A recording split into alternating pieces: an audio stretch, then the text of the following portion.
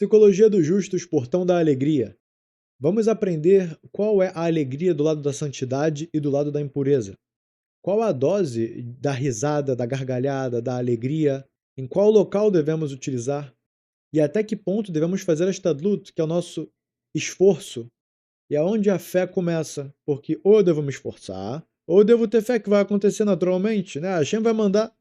Vamos tudo isso e muito mais entender nesse estudo. Não se esqueçam de deixar o like. David Hayaki, bem-vindo ao canal Sabedoria da Torá. Você está na série Lapidando Traços de Caráter. O portão da alegria. Alegria, esta qualidade vem à pessoa por causa da grande tranquilidade em seu coração, sem que lhe aconteça nenhum mal.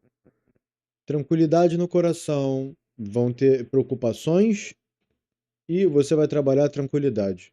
Como trabalhar a tranquilidade, sendo que preocupações existem? Preocupação com saúde, com dinheiro, com o parente familiar, filho, com quem for. Vai ter aquela preocupação constante. Como alcançar a tranquilidade? A resposta é: nós fazemos a Stadlut, que é a nossa parte, o nosso esforço, e Hashem, ele completa. Na verdade, que Hashem faz tudo, a gente tem o impulso e a vontade de fazer o certo e se abstém do que a gente gosta em prol do que é melhor, e por conta desse esforço e dessa autoanulação e desse sofrimento, a vida começa a abrir, a chama começa a iluminar com uma luz muito forte, as bênçãos recaem, as coisas acontecem. E esse lado da gente fazer o que é a nossa Stadlut, a nossa parte, isso já é suficiente, e o que acontecer, tanto sendo da maneira que a gente quer, tanto não sendo exatamente do jeito que a gente queria, a gente tem que atribuir isso à fé, à emuná, e falar, assim Deus escolheu. E, inclusive o Baal Shem Tov, quando ele ia na casa dos judeus pedir dinheiro, pedir tzedakah para projetos de Torá, ou pedir para a causa dos pobres, pessoas que não tinham o que comer, o que vestir, e esse dinheiro ele pegava e, obviamente, passava para esses que estavam necessitando. Dependendo da causa que fosse, ele chegava, batia na porta e depois saía. Aí uma pessoa abriu a porta depois e viu já o Baal Shem Tov se direcionando para ir embora já assim distante. Aí ele correu até o Baal Shem Tov e falou: "Oi, você bateu lá?" Falou assim: "Você pode contribuir com o tzedakah? Como é que você tá? Tudo bem?"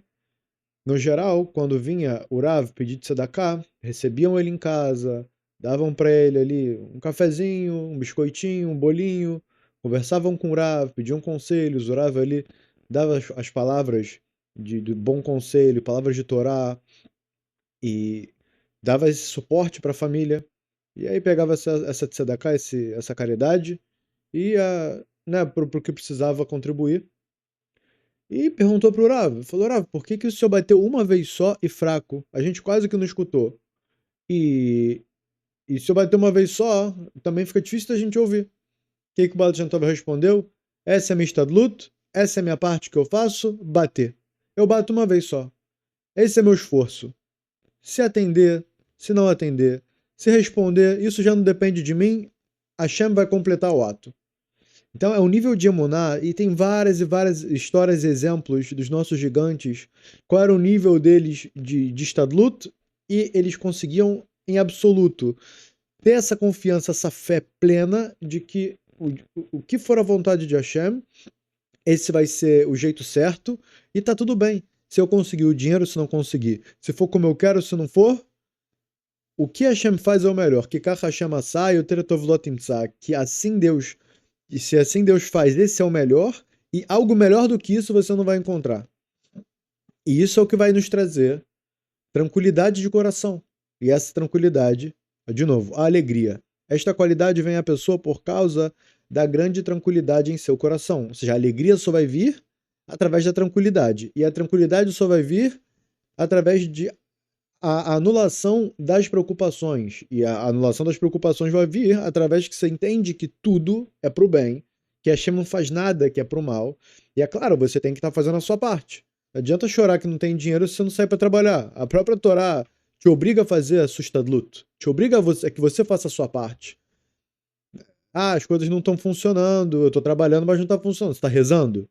Então faz a sua parte, reza, estuda o quanto você se fixou para estudar, trabalha o tempo necessário para você se sustentar, né? Cuida da sua saúde, come o que não vai prejudicar, certo? Ou seja, você vai viver dentro da estrutura do seu esforço e a Hashem vai completar com o melhor, mesmo que seja algo inesperado. Não adianta a pessoa falar, eu vou ter fé completa, que Deus vai me salvar, e vou comer tudo que tem de mais venenoso, mais industrializado e etc. Óbvio que não vai dar certo, não é assim que funciona. Ninguém vive à base de milagre, e muito pelo contrário, os pilares da Torá, os nossos gigantes da Torá, eles justo faziam o máximo para dentro do sistema do mundo que Deus criou, eles assim conseguissem suas vitórias e suas conquistas. Porque assim como um grande empresário constrói uma empresa e ele quer que tudo funcione dentro do sistema, ele não vai gostar e não vai ser prazeroso nem bom para ele nem um pouco vir um cliente pedir um favor, algo de fora. Ah, mas troca esse produto para mim. Fala, olha, a gente troca. Só que você fala com esse funcionário, ele vai avisar o outro, e o produto vai ser pego, vai ser entregue, vai passar por toda a vistoria, todo o processo que já está dentro do sistema, e aí o seu produto vai ser trocado. Não, mas faz para mim por fora só para ser mais rápido.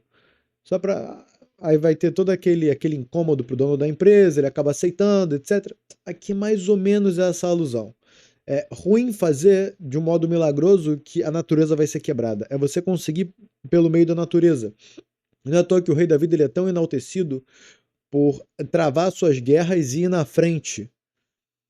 E ele é considerado maior do que Hizkiel Ameler, que foi dito que ele pediu para Deus, falou, Hashem, eu já fiz a minha parte, o povo eu ensinei para ele estourar, ninguém sabe guerra, e, e a gente também não tem espadas, a gente não tem armaduras fortes, a gente estudou 100% em livros de Torá, então eu estou indo dormir, tá vindo um grande exército, o maior exército do mundo, assírio, para envolver a terra de Israel e para utilizando a melhor tecnologia da época para invadir, destruir as muralhas e fazer tudo.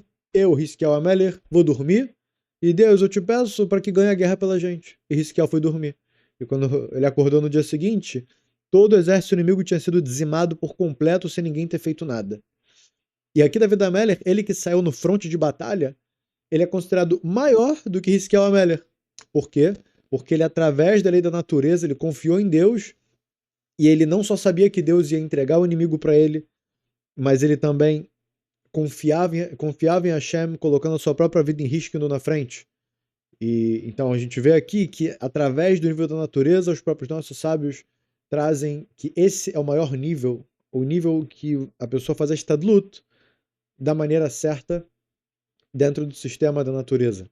Então, esta qualidade vem à pessoa por causa da grande tranquilidade em seu coração, sem que lhe aconteça nenhum mal. E a pessoa que alcança o que deseja e nada lhe acontece que a entristeça. Com isso, terá alegria constante. Então, isso dá um nível que a pessoa vai conseguir usufruir do prazer material, que é o desejo, que é a tavá, e isso não vai entristecer ele. Isso vai dar, muito pelo contrário, alegria constante. Como pode ser? Porque quem vive para suprir os seus desejos materiais, no final vai estar triste. É como quem é viciado em alguma coisa. Ele, por um curto período, vai estar satisfeito daquele prazer, pode ser fumo, qualquer coisa material, comida feita para dar prazer e não para se sustentar, etc. Então, naquele momento, ela vai se sentir suprida, mas vai ser rápido e dali a pouco tempo, de novo, aquilo vai bater nela e vai entristecer ela, porque ela não vai ter o dinheiro para comer de novo aquela comida gostosa, ou não vai ter dinheiro para comprar o cigarro ou o que for. E de qualquer jeito, mesmo que ela consiga, aquilo prejudica ela, porque comer em excesso destrói o corpo, fumar destrói o corpo até em pouca quantidade, não importa. E daí por diante, qualquer tipo de droga. Aqui a gente está pegando a parte do desejo material no extremo. E aqui nesse nível que a pessoa está alegre, está feliz, está tranquila, nenhum mal, né, nada lhe acontece que a entristeça, mesmo que se ela alcançar o que deseja, o desejo material que é Tavá. Com isso terá alegria constante, até mesmo o que não é espiritual, ela também lá vai ter a sua alegria. E quem tem alegria constante, seu rosto se ilumina, seu brilho resplandecente, seu corpo permanece saudável e a velhice não se apressa a chegar, como está dito em Provérbios, o Mishlei, o livro do rei Salomão, de Shlomo Meller, um coração alegre é bom remédio. Um coração alegre é bom remédio. Hoje a medicina avançou a tal ponto que está provado, né, isso daí o que o rei Salomão escreveu há milênios atrás, está provado hoje pela medicina, que alguém que vive estressado, o corpo gera o tempo todo cortisol, que é um hormônio do estresse que autodestrói o corpo, destrói a concentração, a pessoa não consegue dormir, é um veneno para o corpo o cortisol. É que a gente está aprendendo muito antes da tecnologia, da medicina avançar. Para quem cumpre a Torá já está tranquilo, já está numa boa, já está usufruindo de tudo que tem de melhor da criação, sem precisar de prova de medicina nem de prova de ciência. Então tá aqui, o coração alegre é bom remédio. Quem está feliz vai ter uma saúde melhor, o corpo vai permanecer saudável, certo? A pessoa vai estar ali com vibrações positivas, com o rosto que ilumina, seu brilho resplandecente. E da alegria nasce o riso para a pessoa. A pessoa que ela está feliz, ela vai sorrir. Mas não é adequado que uma pessoa sábia exagere no riso, pois junto com o riso vem uma mente leviana, como está dito, pois como o estalo dos espinhos debaixo da panela, assim é o riso do tolo. Há uma crítica a quem fica dando muita risada por coisas vãs e vazias, mas aqui ele justo trouxe esse peso maior para quem? Para o sábio da Torá. O sábio da Torá não pode ficar de muita risada, porque a risada em exagero também acostuma a pessoa para promiscuidade, para futilidade, e então, a verdade é que o semblante do Rav, do grande mestre da Torá, vai ser um semblante sério, até porque ele lida com assuntos sérios sempre, bekoved rosh, com peso na cabeça, quer dizer, com uma seriedade, com uma responsabilidade grande, mas é claro que a alegria continua, e ele deve sorrir também, só que ele tem que saber o lugar dele, ele tem que entender a responsabilidade que ele tem, não pode ficar de muita risada. Pô, junto com o riso vem uma mente leviana. Ok. A explicação. A metáfora: os espinhos secos queimando sobre uma panela fazem muito barulho. Crepitam bastante, estalam, mas o barulho é passageiro, sem valor, incômodo. Não produz algo útil. É só um som vazio, efêmero. Quer dizer, a risada em excesso por besteira, coisa sem valor, é algo que não é recomendado. Não vale a pena desperdiçar energias com o que não tem valor. Já foi dito que é sinal de tolice rir em um lugar onde o riso não é apropriado. Ou seja, aquela situação não é para ficar dando risada, tem que ficar mais sério. Então se segura, certo? Muda a expressão. Não é adequado para quem tem disciplina e moral portar-se com risos em reuniões ou encontros, porque disseram: quem ri demais diminui seu temor aos céus. Aí. Já estão os nossos sábios dizendo: aquele que fica rindo muito vai ter o temor aos céus diminuído, e isso todo que estuda a Torá é a última coisa que ele quer. Justo que quem estuda a Torá quer o quê? Conseguir adicionar, aumentar, sentir o temor aos céus. Quanto mais, melhor. Pois no momento do riso não é possível direcionar-se a nenhum temor do nome de Deus. E com muito mais razão, se a pessoa ri em passeios ou em jogos de dados, não há sobre ela temor a Deus.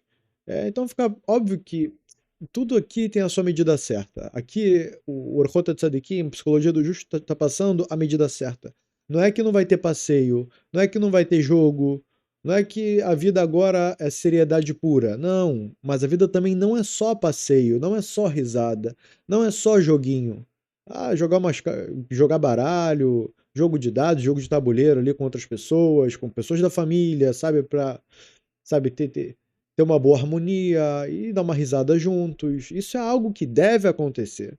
Só que na medida certa. A vida não é para viver em função disso. Passeios também é excelente, que saia com a esposa, com os filhos, encontre amigos, etc. Só que esse não é o pivô da vida. É isso que o Rav está falando. Por isso, a pessoa deve corrigir para não rir em excesso. Então, de novo, aqui está sendo dito sobre dose. Não rir em excesso e não escolher para ser um mestre ou amigo que seja brincalhão, como está dito em Irmiarro. Não me sentei no conselho dos que se divertem em exulto. Ou seja, não vai ter um mestre que fique só de gracinha, só de palhaçada, só de risadinha, certo? Vai ser alguém com seriedade, entender o seu papel, entender que Manipular assuntos de Torá, Divrei Kedushá, são assuntos de santidade, é algo que exige uma responsabilidade gigante. E também está escrito no livro Provérbios, Mishlei, em todo esforço haverá proveito. Há muitos males que podem existir na alegria e no riso. Ou seja, primeiro, o Rav traz o lado do riso e o lado da alegria, que são positivos. Agora ele está trazendo a face degenerada. Tudo aqui a gente está vendo que o orgulho ele vai ter o lugar que ele vai ser prejudicial e vai ter o local, um pouquinho dele que deve ser utilizado. Mesma coisa, todas as características elas vão ter o lado da paciência da santidade e o lado da paciência da impureza. Vai ter a alegria e o riso da santidade, a alegria e o riso da impureza. Então, justo aqui, o Rav está partificando, está dividindo e deixando bem mais fácil para a gente entender quando utilizar de cada atributo, de cada característica humana. Há muitos males que podem existir na alegria e no riso. Por exemplo, aquele que se alegra com o tropeço do seu próximo. O outro tropeçou, dá risada da cara dele. Outro se machucou, debocha, ri. Outro ia falar uma coisa, errou, né? Ele foi dar um discurso, foi falar em público, foi apresentar o seu trabalho. Qualquer coisa do tipo. Você vê que o outro está tentando fazer uma coisa correta e tropeça e, sabe, não dá certo. Aí o público lá vai fazer troça, vai zombar, debochar, né? Aquele que se alegra com o tropeço do seu próximo quando este sofre algum infortúnio no mundo. Sobre isso foi dito, também Mishlei, do Shlomo Ameler. Tudo aqui está sendo baseado no mais sábio dos homens, no rei Salomão. Quando o teu inimigo cair, não te alegres. E há ainda uma alegria pior do que essa, a de quem se alegra quando o seu próximo falha no serviço ao Criador. Aí realmente já estamos falando de alguém transgressor. Como você pode ver um outro fazendo o serviço divino errado e se alegrar com isso? É realmente algo bem degenerado. Falha no serviço ao Criador, bendito seja, ou se alegra com a pouca compreensão do que o outro possui.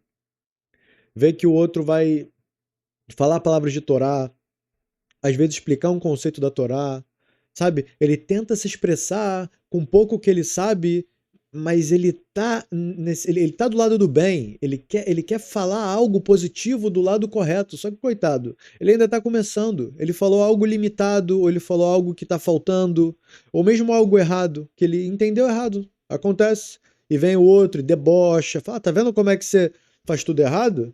Até isso, até aquilo, até critica e deboche, zombe, se alegra. Isso, então, esse é o pior das alegrias. Pior da risada, pior do deboche. E ainda uma alegria pior do que essa. Ok, falamos. Quem se alegra com a pouca compreensão que o outro possui, tanto sendo de Torá, quanto sendo de profissão, o estudo sobre alguma coisa. É preciso entender. Um serviço que serve fielmente, um servo que serve fielmente ao rei, deve se entristecer ao ver pessoas que se rebelam contra o seu senhor e o insultam, e é obrigado a repreendê-las abertamente e mostrar-lhes a baixeza de suas ações. Se serve ao senhor, ao rei, todos que você vê que debocham do rei, que não cumprem a ordem do rei, vai te ferir isso. Isto você vai falar com o outro, falar, olha, não é bem assim, respeita, né? Tanto a nível de respeito quanto a nível de não ser punido por isso. Vai doer em você isso, não vai, é desconfortável? Como você vai rir disso? Então é isso que o Rafa está passando. A obrigação é repreender essas pessoas abertamente, que desrespeitam a ordem do rei, mostrando-lhes a baixeza de suas ações. Olha o que você está fazendo, é tão degenerado, é tão ruim, é tão rude, é tão terrível, sabe? Volte em seus caminhos, reconheça o bem. Mas se o servo se alegra ao ver a corrupção de seu senhor e a sua desonra, esse não é um servo fiel. É uma demonstração prática, né? A prova real. Se o próprio servo do rei está gostando que o outro está debochando, que as ordens do rei estão sendo descumpridas, esse servo fiel, na verdade, é um traidor. E sim um companheiro destruidor. E levará sobre si a culpa de sua transgressão. Da transgressão de quem? Do outro que está debochando. Esse daqui vai levar a culpa por não ter corrigido o outro. E eis que está escrito: O Eterno se agrada dos que o temem. Quer agradar a Hashem? Se esforça, se empenha em estudar e aprender a entender como temer a Deus. Todos nós estamos estudando justo para isso. Portanto, quem se alegra com o tropeço do próximo não tem a sua vontade alinhada com a vontade do Criador, bendito seja. Por isso orava o Rabi Nehuniah ben Akaná, que seus companheiros não errem em questão de Alahá. Alahá, lei judaica, para que não me alegre com o erro deles, e que eu não tropece para que eles não se alegrem com a minha queda. Ou seja, é alguém que entende a gravidade do assunto e coloca isso nas suas rezas diárias para justo que isso não aconteça. Porque quando você é um profissional de uma área, vamos dizer, você é um excelente advogado, você vê um outro advogado errando no seu trabalho, errando uma lei, ou na argumentação da defesa do seu cliente, etc., esse advogado vai ficar feliz, vai debochar, vai gostar que o outro, porque existe uma disputa entre profissionais. Então, isso, dentro do ramo da Torá, esse daqui estuda a Torá, o outro estuda, esse aqui sabe, o outro sabe, essa coisa de ver o outro errando na profissão, entre aspas, profissão, né, no que faz profissionalmente. Normalmente, a característica humana é se alegrar com a queda do outro. Não a queda do outro que faz um outro serviço, da queda do outro que é o profissional da sua área. Automaticamente o ser humano fica alegre com a queda do outro, porque existe uma disputa natural. É algo no sistema do mundo, que os dois que fazem um serviço, esse vai querer fazer melhor que o outro. Se ele vê que o outro errou, é uma alegria que ela acontece naturalmente. Tem que lutar contra isso para que essa alegria, esse prazer não venha à tona. Para que eu não me alegre com o erro deles, assim o Rabi Nehuniah ben Akaná rezava, e que eu não tropece para que eles não se alegrem com a minha queda. Então ele rezava também por ele para que ele não tropeçasse, não por ele, para que o outro não pecasse em se alegrar com a queda dele. Rabi Nehuniah orou, rezou assim, porque percebeu que é comum alguém se alegrar com o erro do próximo, apenas para poder vê-lo em uma discussão, vencê-lo em uma discussão e assim ganhar a reputação e nome. Ou seja, numa discussão sobre quem entende mais sobre um assunto, o outro vai vencer, um vai vencer o outro, para quê? Para ganhar nome e reputação. Se vencer essa discussão for para esclarecer melhor as palavras da Torá, esclarecer melhor a lei, e assim o nome de Deus ser difundido no mundo ainda mais, e assim a honra da Torá ser enaltecida e elevada, aí tá maravilhoso. Mas é difícil, é um trabalho muito grande, é uma conscientização árdua. E de fato, até mesmo muitas pessoas de grande importância não têm o devido cuidado com isso. Ou seja, o próprio Rabi Nehuniah ben Akaná, o gigante, ele mesmo reconheceu isso, ele rezava por isso diariamente. Portanto, todo aquele cuja vontade é a vontade de Deus deve se entristecer quando a vontade do Eterno não é cumprida. Todo aquele cuja vontade de Deus é a vontade dele deve se entristecer quando a vontade de Deus não é cumprida. Ou seja, você vê qualquer criatura de Deus descumprindo a vontade do Eterno, automaticamente aquilo vai te afetar negativamente. Não que o seu ego vai ser afetado. É que você está tão alinhado com Deus, você fez com que a sua vontade seja a vontade de Deus, que Deus quer o quê? Que todas as suas criaturas o sirvam. Essa é a natureza. O Criador, o Pai, vai ser reverenciado e respeitado pelos seus filhos. Então aqui, toda criatura que não respeitar o Pai, toda criatura que não fizer que não fizer o propósito pelo qual ela foi criada, isso vai também ferir a Deus, isso também vai ferir aqueles que o amam, que cumprem a sua vontade. E mesmo em relação ao seu inimigo, a pessoa deve rezar para que ele sirva ao Criador, bendito seja. Mesmo que você tenha uma contenda, uma disputa, uma briga, uma discussão com alguém e aquele você tomou como quem você não gosta, não quer estar na presença dele, muito menos conversar, muito menos se aproximar, ainda assim, aquele você deve rezar para que ele faça a vontade de Deus. Porque essa raiva, esse ódio, ele pode até, assim, Até mesmo é permitido ficar num campo, vamos dizer, alguém te ofendeu, ou alguém prejudicou alguém da sua família. Claro que você vai ter uma disputa e não vai gostar do outro, você tem esse direito. Até ali você tem esse direito. Mas fazer com que ele descumpra a vontade de Deus, isso já não. Que tenha essa intenção em sua oração. Na bênção Atahonen, tu concedes entendimento no Shmonestre, na Amidá, na reza que a gente fica de pé e fala as 19 bênçãos. Na bênção Ashivenu, faz-nos retornar em Tchuvá. E na bênção Shlach Lanu, perdoa-nos por todo o povo de Israel, tanto por aqueles que ama, quanto por aqueles que o odeiam. E assim em todas as demais bênçãos, ou seja, aqui já é Kavaná, é a intenção, é o pensamento para ter no momento da reza do Shmona Esrei, da reza da Amidah. O que pensar quando fizer essa bênção? Em retornar todo mundo em Tchuvá, em conceder entendimento, justo esse entendimento do temor a Deus, o entendimento de que cada criatura foi criada para servir o Criador. Slach Lanu, perdoa-nos pelo que fizemos de errado e nos dê a oportunidade de cumprir a vontade do Senhor, e não só nós da nossa casa, nossa família, mas toda a humanidade como um todo. Pois como pode alguém rezar a bênção de Rofer Rolim, cura os enfermos, e as demais bênçãos, se não deseja que seu próximo seja curado ou se torne sábio? Você quer o bem do próximo? Você quer que o outro se cure? Então você quer que o outro cumpra a vontade de Deus, que não existe bem maior do que esse. E que adianta só se rezar pela saúde do outro, se o outro vai continuar vivendo fazendo contra a vontade de Deus? Calma, antes disso, reza para que o outro faça a vontade de Deus, volte em chuva. E porque essa inclinação, e etc., uma inclinação, é muito comum nos corações das pessoas. E quase ninguém percebe esse problema. Então a inclinação do mal justo faz uma cortina de fumaça para que ninguém preste atenção no que tem de mais importante, o que o Rav está aqui ressaltando. Por isso escrevemos para advertir os que temem o Eterno, que preparem seu coração para Deus com a intenção completa e verdadeira, derramando sua alma diante da presença divina por todo o povo de Israel, tanto por aqueles que amam como por aqueles que odeiam, ou seja, quem segue a vontade de Deus e quem vive pela sua própria vontade.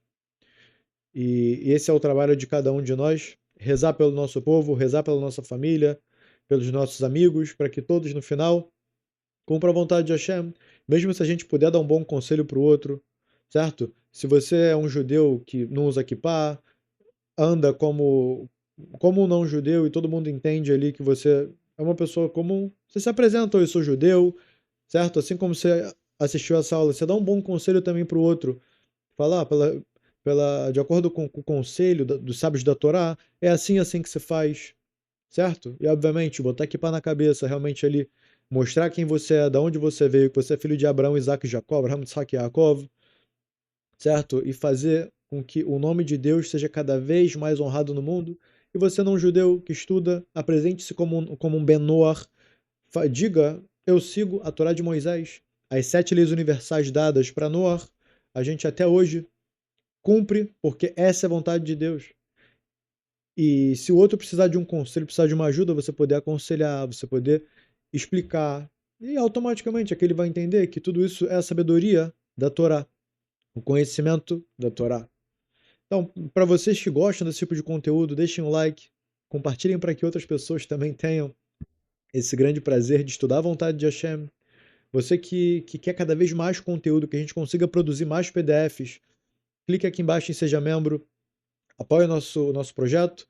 E caso você ainda não faça parte, ainda não tenha acesso à Biblioteca Sabedoria da Torá gratuita e aberta, eu vou deixar o link na descrição.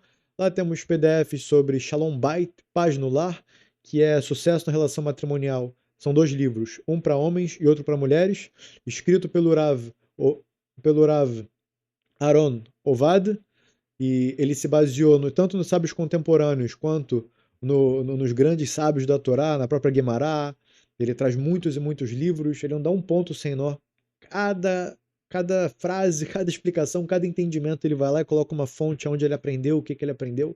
É algo incrível e sensacional. O Rav Aaron Ovad, ele está vivo hoje, da nossa geração. Super recomendo que todos estudem. E assim como esses PDFs já saíram, outros ainda sairão, mas tudo vai depender realmente do apoio para nos disponibilizar mais tempo e podermos nos dedicar à sabedoria da Torá de modo integral, se Deus quiser. Tudo de bom? e até o próximo estudo.